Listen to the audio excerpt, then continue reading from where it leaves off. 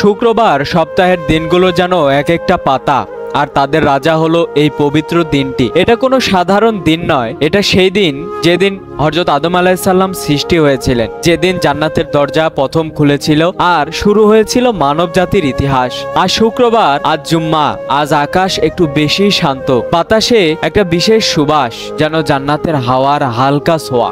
আজকের সকালটা যেন নামাজের তসবিহ, আজকের সূর্যটা যেন আল্লাহর রহমতের প্রতীক। আজ সেই দিন যেদিন রাসূলুল্লাহ সাল্লাল্লাহু আলাইহি সাল্লাম বলেছিলেন, এই দিনে এমন একটা মুহূর্ত আছে যখন বান্দা কিছু চাইলেই আল্লাহ তা কবুল করেন। সহিহ বুখারী ও মুসলিম। তবে কি সেই মুহূর্ত তুমি খুঁজেছো, নাকি আজও গাফিল থেকে যাবে?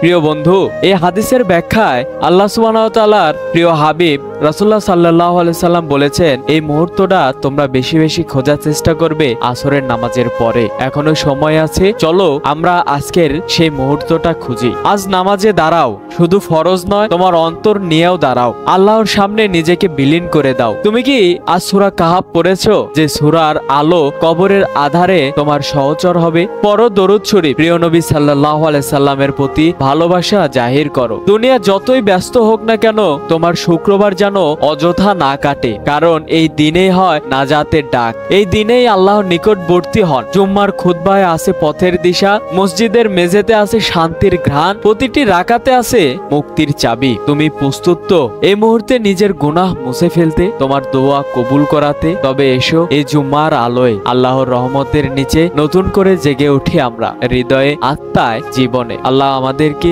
আজকের এই জুম্মার দিনটাকে সঠিকভাবে অযথা না কাটানোর তৌফিক দান করুক। আমরা যেন আজকে আমাদের পূর্ববর্তী সকল গুনাহ থেকে আল্লাহর কাছ থেকে পানা পেতে পারি, সেই তৌফিক আমাদেরকে দান করুক। আমিন।